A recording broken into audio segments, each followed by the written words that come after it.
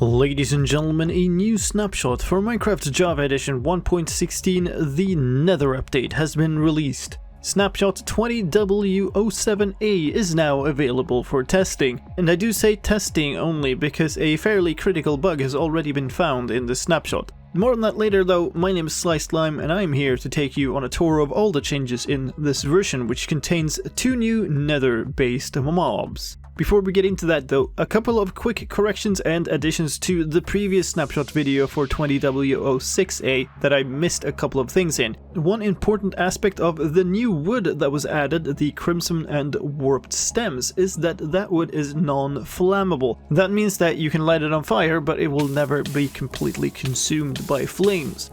Another missed detail is that soul fire, the blue fire on soul soil, deals damage twice as quick as regular fire.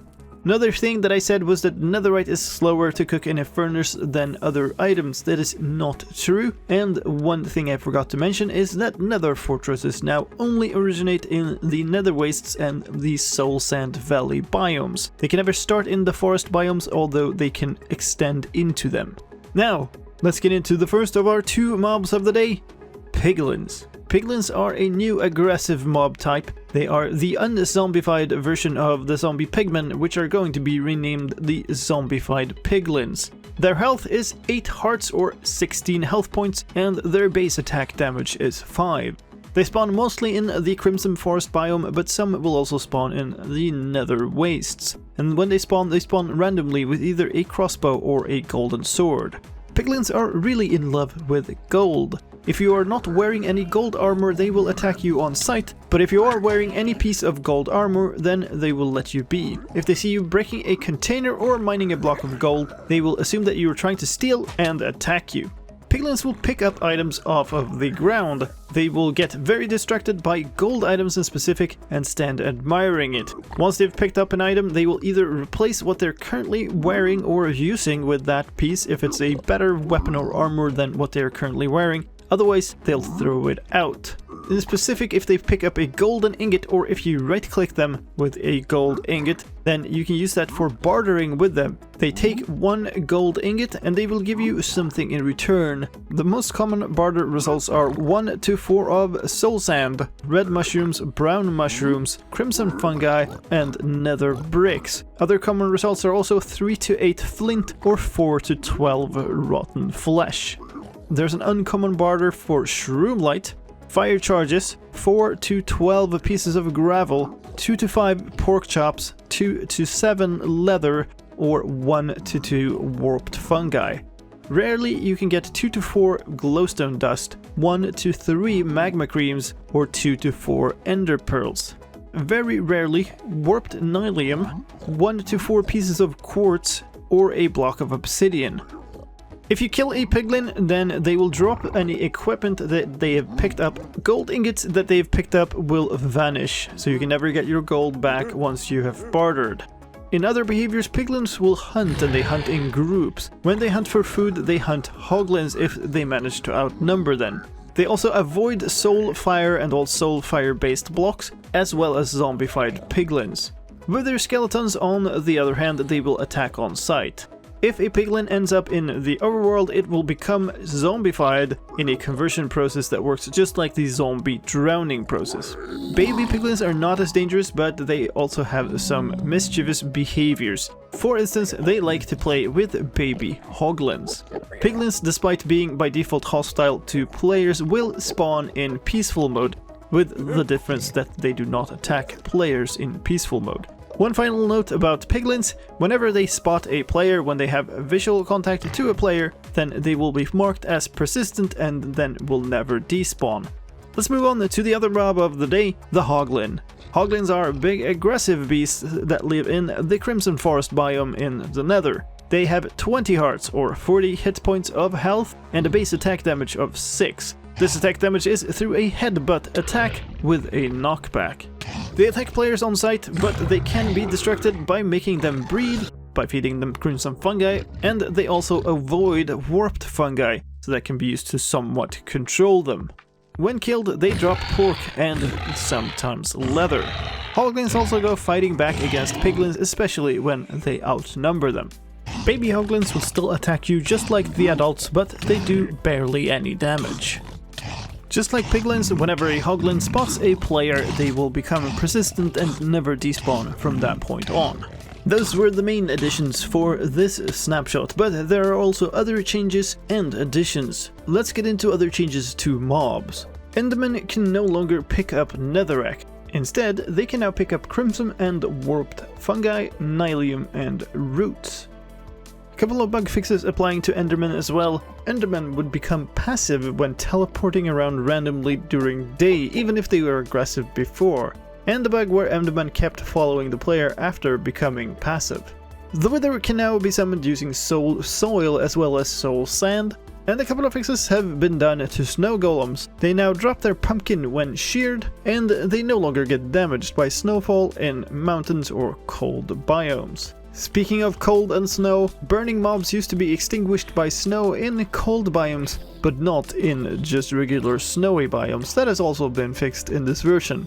Let's talk about changes to gameplay. Netherite blocks can now be used as the base of a beacon for the most expensive beacon in all of history, and netherite ingot can now also be used as the fuel for starting a beacon. A change to an advancement: killing a piglin or a hoglin will now grant the monster hunter advancement, and piglins and hoglins are now required for the monsters hunted advancement.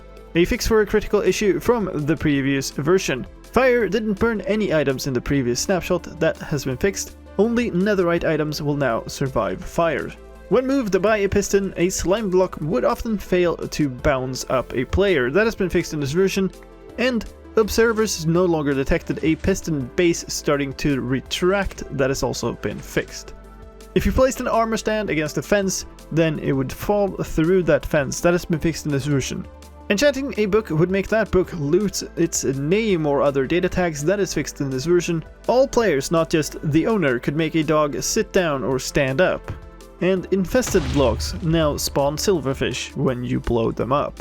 The new stacked walls from the previous snapshot had some bugs with them. They would sometimes create pillars even when they shouldn't, depending on the order of placement. There were also a few things placed above that didn't connect properly into pillar form. That included placing a soul torch or a soul lantern on top of it, as well as placing a piece of string on top of it.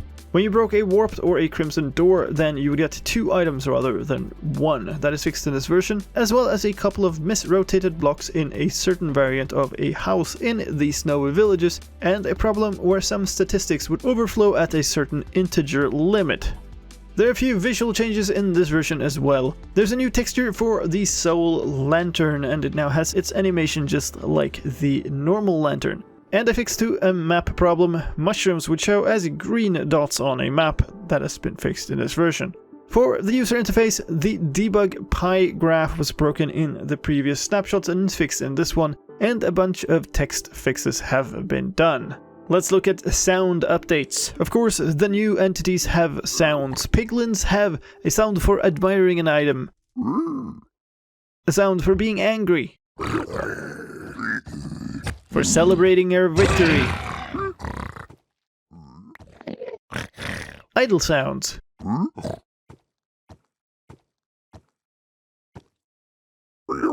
sounds for zombification,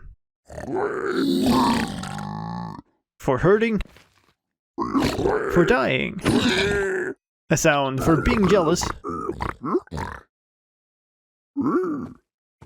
sounds for retreating, and a step sound for walking. Hoglins also have sounds. They have sounds for being angry, for hurting, for dying, sound for retreating, idle sounds, and a step sound for walking. And some fixes for snow golem sounds as well. They would sound like an arrow shooting when they threw snowballs. And there is now a sound for shearing the snow golem. In terms of performance, there is a fix in this version for the performance of particles in the new Nether biomes. Some technical changes in this version as well. There's one new loot table that may be of interest. It is called Piglin_bartering, and what it does should be apparent. There are new block tags. They are beacon base blocks, controlling which blocks can be in the base of a beacon. Wall post override, defining which blocks when placed above a wall will cause it to have a post. And wither summon base blocks, which define which blocks can be in the body part of a wither. There's one new item tag as well. It is beacon payment item, and it defines which types of items can be used to set the effect of a beacon. For resource packs, there are new textures in the models/armor folder, and they are called a material name followed by _piglin_helmet. These are separate textures for those helmet types when worn by piglins. That is because the piglin head is slightly larger than normal. A couple of command fixes as well in this version. There was a bug in the previous snapshots where entities could not teleport above or below the world. That has been fixed in this version, and a bug has been fixed where the clear command didn't clear items in the inventory crafting grid slots. That has been fixed as well. And those were the changes in this version, but like I mentioned before, a critical issue has already been discovered in this version, so if you do try this or any other snapshots, then make sure that you do so on a test world or on a backup of your world. The issue found in this version in particular is that villagers do not upgrade correctly. If a villager exists in your world and it has any memory saved, then that villager will fail to load correctly and vanish from your world. Take care when loading worlds into this snapshot. Still, do try this version out, give feedback on the feedback site or on the Reddit thread, and leave bug reports for any bugs you find on the Minecraft issue tracker. If you want to try it but you don't know how to, then click on the link on the video right now. That'll lead you to a tutorial about how to get and play the latest Minecraft snapshot. And that was all I had for you for this time. I hope you found this update video useful, and if you did, please help me out in return, leave a like and share it with your friends. If you want to stay up to date with all the latest Minecraft news, then please subscribe to this channel where I do update videos for every new snapshot, pre-release or release of Minecraft. And don't forget to hit the bell icon to get notified when new videos are out. My name is slicedlime, thank you for watching, and I'll see you next time.